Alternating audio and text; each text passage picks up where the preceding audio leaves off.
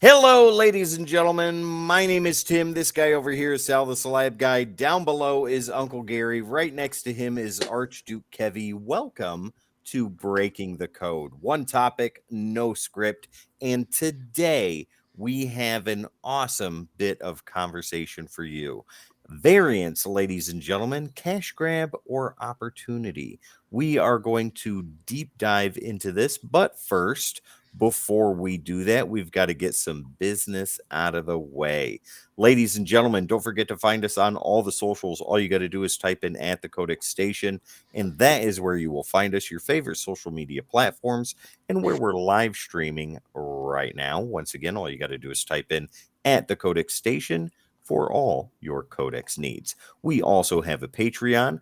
That's that neat little code right there. Yep. All you got to do is go to patreon.com or use your smarty smartphone to scan that neat little QR code. Help us help you bring awesome content to you all the time, every time. That made 0 sense. Ladies and gentlemen, patreon.com/. The Codex Station. Help me make sense, right? As Dan says, make your money our money. That's right. Sal, when you are not here on Codex, where can people find you? Okay, you can always find me on YouTube under Sal's Comic Corner, and when Dan allows, you can find me on Instagram as the Slab Guy 77. There you go. Archduke Kevy, you've got an awesome Facebook group. What would that be? Oh Good? yeah. I created a group over on Facebook, like Tim said, and Instagram called Comic Character of the Day, where we post a different character and all sorts of other goodies. I recruited and made no regrets in doing so with having Uncle Gary over there post all the different covers every day, Thank you. usually corresponding with the character. And if that sounds intriguing, as well it should, come over and check us out and let us know what you think. There you go. All right, Uncle Gary, the Ric Flair of comic books. Woo! I'm here for you, Please baby. let us know where people can find you when you're not doing Codex stuff. Well, on Facebook there, on the comic character of the day, under the moniker Opie Taylor, I will post the covers of the day. Archduke Kevy picked Deathstroke as the character of the day, so of course I'm going to do a Deathstroke cover with Yogi Bear. So I hope you like that. Why not? Seems bizarre, but Why not? That was a buff-looking Why Yogi Bear too. I know you didn't I have expect yet that to coming. see this cover. I need to Yeah. look. It's a pretty awesome cover. So you can find me there. Also, I am a proud co-owner of Comic Logic, Loudoun County, Virginia's only comic book store. Look at our on the Codex Station YouTube channel. The fellas came and did a visit. Sal and Dan and Tim edited it for us, and it looks really great. So see the Comic Logic team there. See the shop. If you're in Northern Virginia, come see us. I'll be there every Wednesday morning, getting my weekly fix, getting right in the veins, getting all my comics. You can see me there, and then we do a Facebook Live show. There we go. There's that Yogi Bear cover. There it is. There it is. You can also come see us on Facebook Live the first 3 Thursdays of every month. The first Thursday is a Comic Logic preview show where we discuss the books that you can order through the Previews magazine, and we can have those for you when they come out in 2 months, and we can steer you in the right way. And then the second and third Thursday of every month, we have our Ye Grumpier Old Nerd show, where 3 of the owners, we get together, and 3 old men talking about comics, about sports, about movies, TV, and a lot of other wonderful old man stuff. And you can listen to us pontificate and tell us, and we'll tell you at the end to get off our lawn. So there you go. Kevin, Don't forget to say, get off our lawn. Kevin, Get off our if you lawn. twist that beard any harder, your head's gonna pop off. I mean, God Almighty! We'll go viral then, baby, when that happens. It concentrates all my comic knowledge into one Oh central my location. Lord! Oh So I my can share goodness. it with all of you. All right, so let's get into this topic of conversation: variance, cash grab, or opportunity. As I've said before, if you are a fan of the Codex Station or Breaking the Code, Jamie and I went into this in a previous episode, but that was just 2 people. Now we have 4, and you are going to get an amazing range of topic of conversation here. So, variant covers. So, ladies and gentlemen, we are all familiar with what those are. You have the A covers, the main covers of all the comic books that we buy, and then from B on into double letter digits and all Whatever that it stuff. is. Exactly. You have multiple variant covers. Yeah, There you go. exactly. Right there. There's Yeah. the prime example of it. So Mhm. the point of question is it a cash grab or is it an opportunity for new artists Yeah. to take the chance to get their work seen, or even current artists to kind of spread their wings a bit? Kevin, why don't you go ahead and get us started? All right. So, variant covers cash grab or opportunity. Mm. The answer is yes. Yes, Oh, it is. Thank you. No, it's a lot more complicated than just a simple straight answer, but it is an opportunity to make much more money because people. I'm not calling anybody's names out here or anything. um, Bless you. you all right? Do you need a lozenge? Yep. to collect all the different covers and everything, and it's impossible to do so sometimes with It like is not impossible, Sal. Correct I him said on that, please. sometimes. For instance, Teenage Mutant Ninja Turtles: The Last Ronin #1 had 75 different variants. Oh, That's that's nothing. ridiculous. I'm just using that as an example Those are of an rookie upper figures. scale. I know that there are others that have more, but I'm just saying that's ridiculous as far as like just what they're trying to throw Right. out there for people to try and collect. Yeah. But also, a lot of the variant covers are amazing and beautiful. And like you said, Tim, feature artists that might not otherwise get a spotlight. Um, so the answer is yes, it's both. There's no simple answer with that one. But yeah, there's a lot of choices out there for people who are like, oh, that's a cool A cover, but I'm not a big fan of. I think you were saying when you were doing earlier tonight with the picks of the week. Yeah. Yeah. You said you weren't a big fan of the Eastman cover for one of the. Yeah. Yeah.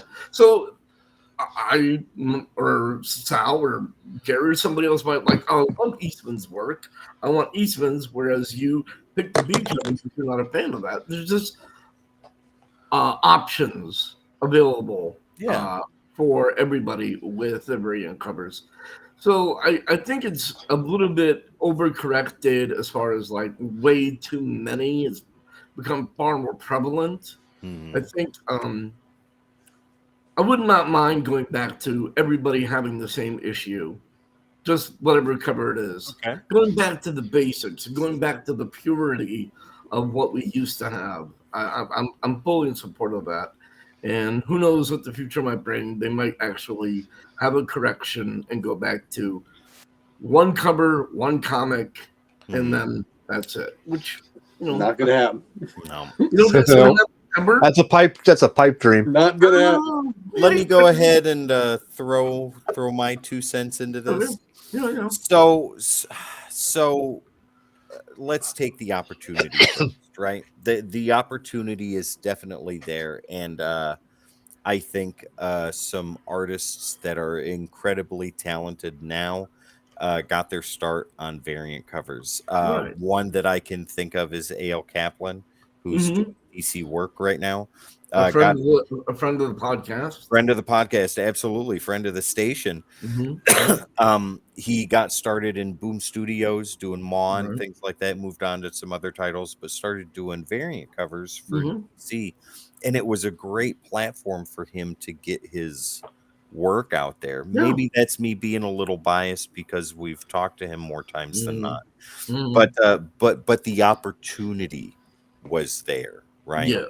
And that is the key portion of what we're talking about. Now, as far as the cash grab portion, Yes. like you said, Kevin, it's a yes to both, right? Yes to Right. opportunity, yes to cash grab.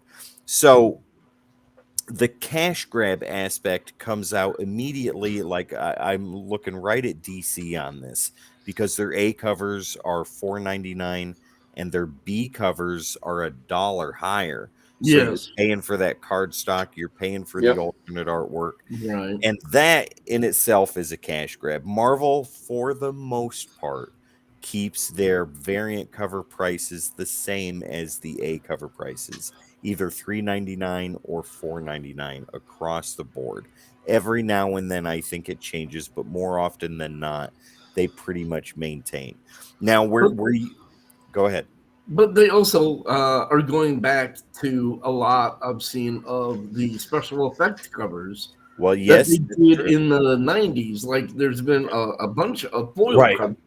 I Yeah. know that The there's foil been covers, die cut covers, stuff Glow like in the that. Dark. Well, and even going further, like with the cash grab portion of this, the incentive covers. If you buy this many, you get this Yes. one cover. If you buy Right. more, you get this other cover. And if you buy even more, you get this awesome 1 in 100 variant. Right. Only big stores can logistically sell stuff like that. Yeah. Gary, Yes. I think you and I are in the same boat when we can honestly say, can the stores that we work at sell 100 copies of a particular issue if it's not Usually hot? no. Exactly. So you eat the cost on that. You're stuck Yep. with those books. They go into the back issue bins, and you got to kind of work them from there. If it's not a big first True. appearance or a hot modern key, then those Mhm. books are just going to sit there, and you just wasted all of that money to get that 1 in 100 book that Right. doesn't even retain the value of the $100 for the most part. I've Yep. seen plenty of 1 in 25s, 1 in 50s bottom out. We got a 1 in 100 at our shop right now that's going for $40. Wow. What issue is that? Venom Just number curious. 1. So you don't have that? Not a Venom. Oh. Yeah. So don't even think about it, gentlemen. That's already in my box. But anyways, the point is the incentive covers is where it's just straight greed from there. Yes. Agreed. I think that once you hit the last letter in the alphabet, 26, you Yeah. need to start thinking about why you're adding another 50 covers to that. Like, what was it with Amazing 666? They had 666 variants for the stores that got to put their logos in the little box. Yep. Yeah, we have Yep. our logo on one. We had our logo on one. Right. So how many of those copies did you get to sell? Yep. Right. Yeah, Well, exactly. Not many. Yep. Yeah. So, for anybody that's a completionist, that's a lot of Yeah. money Yes. Yeah. Right. that you have to put in to do that. So I think, like, if cash grab an opportunity, I think cash grab outweighs any bit of opportunity that there could be. The exposure is awesome. The opportunity is there, but ultimately the cash grab is more than the opportunity. I agree with that. Uncle Gary, what about you? Well, I agree. It's an opportunity for a cash grab, is what it is. There you go.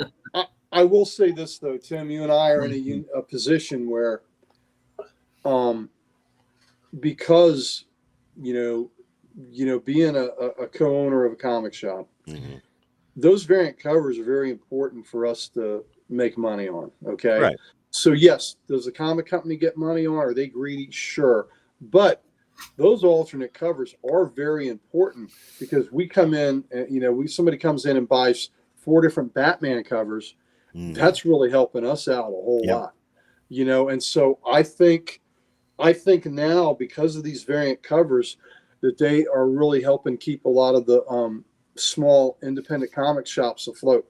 So I think without the variant covers like that, when Kevin was talking about going back to one single cover, Mhm. yes, that's great as a consumer if you're tempted, like I am. Like, I buy these multiple covers. I don't buy every cover, but the ones I think are cool, I buy. And I'm a sucker for the A cover, even if I don't like it.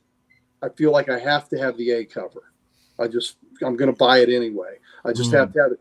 But I just think that if they went back to one cover, a lot of these comic shops would suffer, and may even have to shut the doors because you've got people coming in buying the same book but Yes. buying the multiple covers. Yeah. I also Tim, you're right about the DC having the cardstock covers, but I will say this about the cardstock covers now. When you do buy that variant with those covers, if you're someone that likes to get them slabbed, that book is pretty much going to have a higher grade. I know, Sal, right? That book will grade higher most likely because that book can handle a little more handling, without. Well, I mean, and look at it this way: the B covers are made for display. That's the whole point of why they're made. They are made for display, and you want to buy them. And then I'm like you also, Tim. When you get to Z, and you got to start issue 2 AA and start doing double letters, that is a serious problem. You're taking this way too far. You see a series that might have gone 20 issues, and there's 150 different, like on your CLZ, it'll say, went 20 issues, but then when it has the total number of issues in that series, it's like 100 and something. And you're like, how the hell? It's because of all the damn variant covers. And I guess if you're caked up like that and you can do that, hey, good for you. But also to your point, every now, some books maybe will get a 1 in 50, but we're not a huge store. We're not a chain. So most of the time we'll get the 1 in 25s, but the 1 in 100s, we can't touch that unless it's a super big event book. Even then, we're very, very hesitant to buy 100 copies of something. Like I said, we may get a 1 in 50 every now and then, and those are the ones that can be kind of painful, And then the shame of it is, when you have a cover like that, it's hard for us to discount it and make it really cheap because we had to put so much out to get to that book. So here's an example for you, Gary. Batman number 50, the wedding issue, Batman and Catwoman, that goes to variant DR. David insane. Roger. That is insane. That is. Well, here's the other thing that really pisses me off about it is I buy a comic, let's say, I don't know, for the sake of argument, Spider-Man number 25. And I get covers A, B, and C because I think they're cool. And I find out that cover D is going up and is now like $150 because of the special artists or whatever they do. And on SOL because I didn't get the right Definitely not because of the writing. Right. Hey, I didn't say Amazing Spider-Man. I just said Spider-Man. Oh, Spider-Man. Okay. Well, listen. What about this? You sit there and you've gotten 2-3 variant covers, right? And then the cover that ends up jumping is the second printing. Yeah. Exactly. You're like, wait a minute, what the hell? I didn't even see the second printing. I'm not going to get the second printing. It's the second printing. Wait, how much is it now? And I can't find it. I'm like, son of a bitch. So I'll go back. Let's go back historically. So one of the first alternate covers were the Whitman variants, right? Yeah. When Whitman would republish Marvel and DC books, and they'd have their Whitman variants. Now, I'm a purist. I want my DC book. I don't want a damn Whitman variant of it, right? Whitman would usually publish them a little bit later, like a few months later, whatever. And it would have their logo on it. Right. The Whitman books are more expensive because there were less of them made. I was going to say that has to be a print run. That sucks big time. Pisses me off. Yes.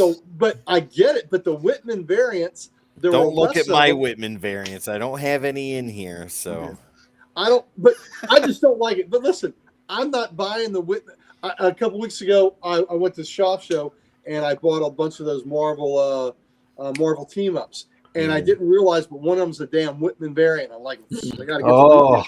Yeah, I'm like that. But I mean, it didn't cost me but a couple bucks. But it was like, I'm ready to throw that out. I don't want that. Don't want none of that. I don't want none Are we out of of toilet paper? Give me that Whitman variant. That's right. It's frustrating. But it's just kind of funny that's that those are more. And the other early ones are the variants are Pence copies, right? Like you get an AF-15 Pence copy, it is less expensive than the regular AF-15. So you should get an AF-15 for a little bit less, but those are very early variants. And then Marvel did the variants with some of the 35-cent issues when they had 30 centers, and they tried the price variants. And then I remember when DC tried 2 variants in the early 80s. One of them was Justice League 3 that I have. It had a different DC logo, and they tried that, and I have that book, but I can't remember what the other variant was. But Justice League. So for Amazing Fantasy, the variants for number 15 go to O. That's as high as they've gone so far. Yep. Well, tell us how you really feel there. That's why they've reprinted. You're talking. A lot of those are the reprints, right? There's a lot of those are reprints. Yeah. Mm-hmm. Those are not really. They are variants in a sense, but they're not variants in the sense that we're discussing here. Right. So right. As far as the big value, it should only be AF-15. The only variant that's way up there in price should be the Pence copy. Yeah. Yeah. Okay. Like I said, some of them are gorgeous, and I gotta have them, despite whatever. Oh, I'm a sucker. For them. No, if this is a cover, like I don't even collect this, but this is such a beautiful cover. Well, let's turn the conversation now to the latter half of this. So what could be done? Like Kevin, I know you have opinions, like you've already alluded to, about going back to just A's, and Uncle Gary. Going back to the basics, man. Well, we didn't get Sal's. We didn't get Sal's take on the whole thing. Oh, that's true. Sal, this is your topic, man. Lay it on us. As I was gonna say, I really think. There he goes. On. All right, so you guys covered a lot of good points here, and there's probably only a couple of things I want to point out. Is variants back in the day, back in the day, will be like 80s and 90s. They're not the variants that you see today. They're just not. It's either the newsstand or the direct, or maybe it was an error cover type of printing or something like that. Those were not really the variants that are today. So there's kind of like 2 different sets, you would say. And then when you go back even further, like Uncle Gary, like you said, with the AF-15 with the Pence and stuff like that, and the Whitman ones, those are back even further. So it's different from what today's thing. And honestly, I really feel today that they are a cash grab.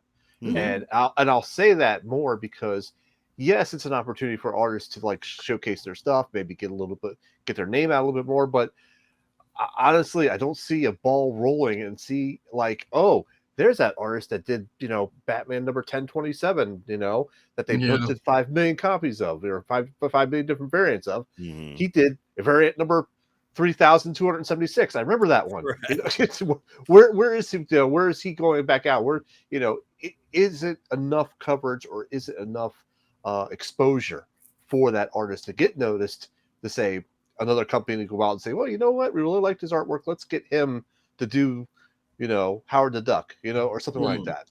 So, I don't see enough of that, and that's why I feel like it's more of a cash grab. And they tie these variants explosion into these huge story arcs or these key titles like Action Comics 1000, Batman, like I said, Batman 27, or any number 1, or an anniversary issue 25, or even the death of a character. They'll explode with these variants. And and this kind of alludes to what Archduke was saying. You got A, B, and C because you like them, but all of a sudden you realize that D, E, and F came out, and they're like double the money, and now they're really sought after. And a lot of that is due to print run. There's less print run of a lot of things. That's why I think a lot of second prints get a lot of attention, because they're not a huge when print they run. Never used to either. Yeah, that's right. A lot of people used to toss second and third prints. What do I need that for? I got the first. Exactly. Print. And I fall into that category 100%. I already got the first print. Why do I need the second print? Right. There's no physical difference between the first print and the second print. Usually 9 times out of 10. Sometimes there's a little variant change on the cover, but then I don't bother with it, And I'm a big sucker for the variant covers, as you've seen my channel. I like the variant covers. If it's a cover that I like, I'm gonna buy it. I don't count it as a must need to complete a series. If I'm looking to complete a series, I'm just looking for one to end. And if that, issue 5 is a variant, issue 5 is a variant. I don't care. It's still part of the collection. It's still part of the run. There it is. Done deal. Mhm. There you go. Got to see it. Yeah. Amazing. Thank you for that, Archduke. Yeah. Sorry And you about that. also have Just digging into my comics, I couldn't let that happen. you also have artists. One more time. You also have artists that bypass the comic shops like Ross that have their variant covers that come straight from their studio. Yep. Yeah. Well, Yes. just like the Rocketeer by Delato, right? Yep. That comes straight from his studio. I mean, it's spectacular, right? But it's like they bypassed the shop entirely. This book never came through our shop. The Alex Ross, Titans 1, he did a reprise of the Teen Titans classic cover by Perez, and it's fantastic. But you have to go to Alex Ross's website to buy that book. So you're bypassing the shop entirely. Right. So, and I have another question. Sorry. That's all right. The homage covers. How many Amazing Spider-Man number 300? 300. Those don't homages bother do me you that much. need? They don't mean- bother me because I like the fact that somebody loves a cover that much to put their spin on it or to use that as a basis for something that they want to do. I think those are cool. Do all I of do them too. look good? No. But do a large majority of them look good? Yes. And I will, if I see one, what is it? Amazing 316, where Spider-Man's laying there and Venom's all hunched over. There was a Batman one, I think it was 126, where they did the variant of that, and that looked sweet. That looked amazing. The one Batman I showed on Comics of the Week, the Finch cover, his homage to Todd McFarlane. That looked great. You can barely see Batman except for the outline, so I think he kind of missed the mark on that. But it still looks good.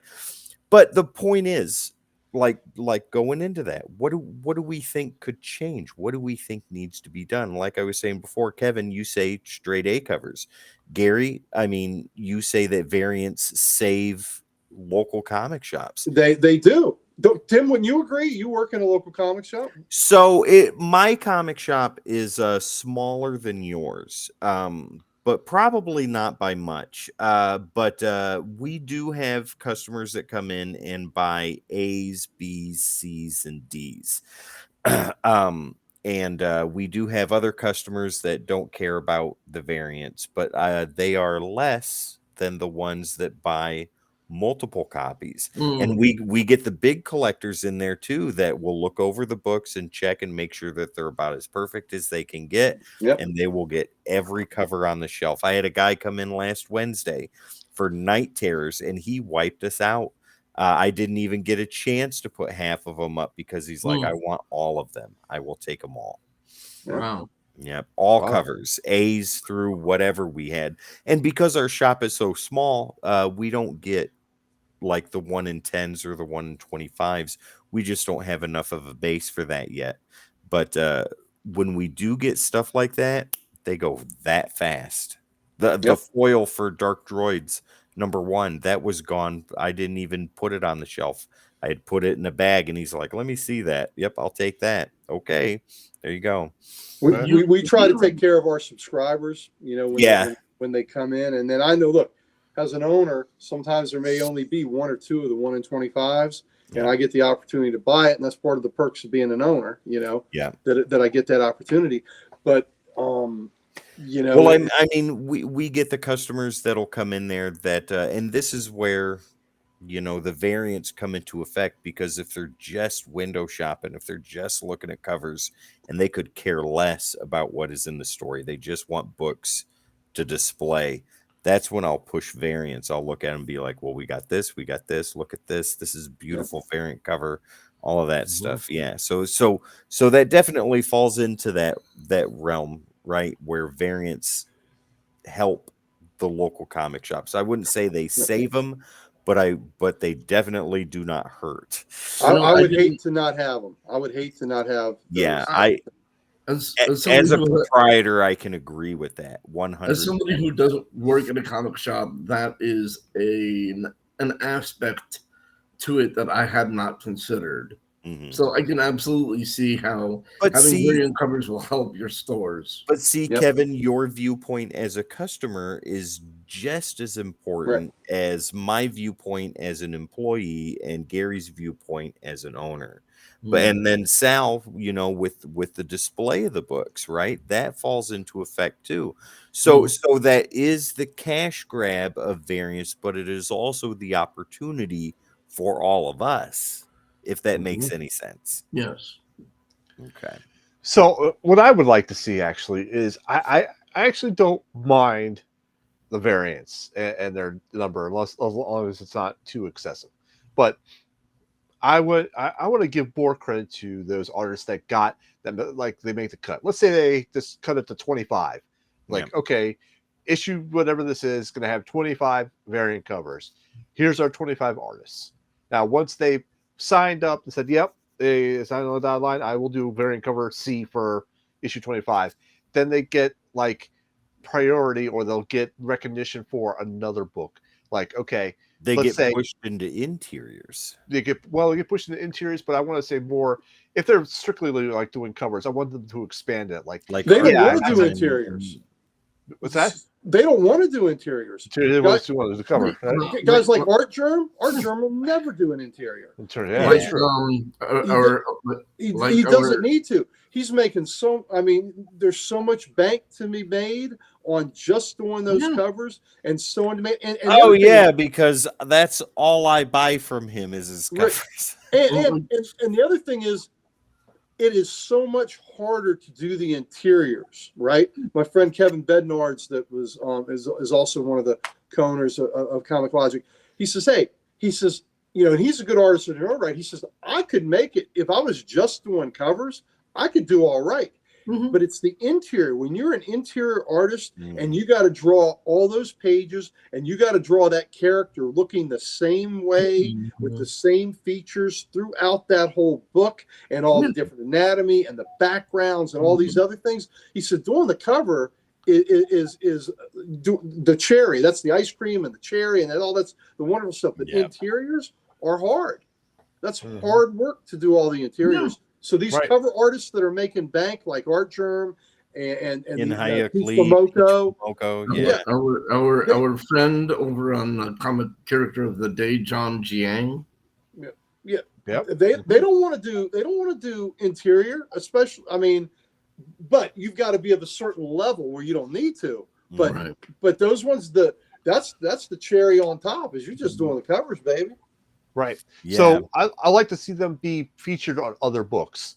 Let's say they got that 25 and they say, okay, let's say Batman 25, they got 25 artists. You did a great job on this. Okay, your book sold a lot or whatever. Here's Aquaman number 15. Give us the cover. Give us an alternate cover. That type Right. of thing. So that's what I want to see. I want to see more of them like going back to the same artist, more often. And if they want to switch it out, they can. But I just don't see like the same artist on another book doing stuff other than like the top dogs like Archer. You know, the smaller artists are the ones that we don't see a lot of. They're one and done almost. And It does seem that they focus on the same five artists. right. So I want to see that expanded. Well, let's do this before we go into final thoughts. So, how do you feel about like with opportunity? Is it an opportunity or is it a cash grab to bring in these artists that are on the last legs of their career? And I'm looking at Frank Miller with the covers that he's doing They are awful right now. Those Yeah, covers I are terrible. love Miller, but his covers lately have So not- what would that be? Is that his just one last shot because That's dropping the name. That's exactly. dropping the name. Yeah. Yeah. So yeah. That's cash. Oh, That's what that it's is okay. all the way. Yep, 100%. Okay. Right. 100%. Yeah, All right. fair. So let's get final thoughts on this then, gentlemen. Sal, go ahead. This is your topic. You start us off. Cash grab or opportunity? Final thoughts. How do you feel? I feel it's more of a cash grab than it is an opportunity because I don't see the repetitiveness of lesser known artists.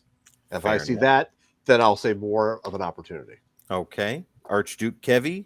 Cash grab or opportunity? I would say it's a cash grab for the companies for our money, but I also now see it more as an opportunity for these artists that wouldn't get the recognition that they deserve otherwise. Okay. Uncle Gary, cash grab or opportunity? Yeah, you know what? It is a cash grab, but it's something with the mitigating factor of the fact that it helps keep some of these local comic book stores afloat. I mean, like I said, I don't want to see what the bottom line is without the variant covers that we sell. And, you know, these big artists that are doing the covers, I think most of the time they're doing really well for themselves. And I kind of feel bad for the artists that do interior work of the books and they don't get the covers, you know. They may not do the A cover or the B cover. So, you know, when I at least get to see the interior artists get to do the A cover, I feel better for them, you know, that they're at least getting their work on a cover. But like I said, it is a cash grab for the companies, but I see the benefit of us as a shop being able to sell multiple copies of the same book. I think that's really important. That brings up another point, if you don't mind. I'm sorry, but go ahead, and then I'll throw in my final thought. The cover. The people that go in who aren't in the know as much look at the cover like that is beautiful, and don't understand that the artist on the cover might not be the artist of the actual issue. Right. We had Tim Drake Robin. I was very excited for that. And looking at the cover, I'm like, yeah, I'm down. And then starting to read the actual issue, I'm like, the interior artwork is terrible comparatively to what's on the cover. I could be completely misleading. Yeah. That's why they're not the cover artist. That's right. Exactly.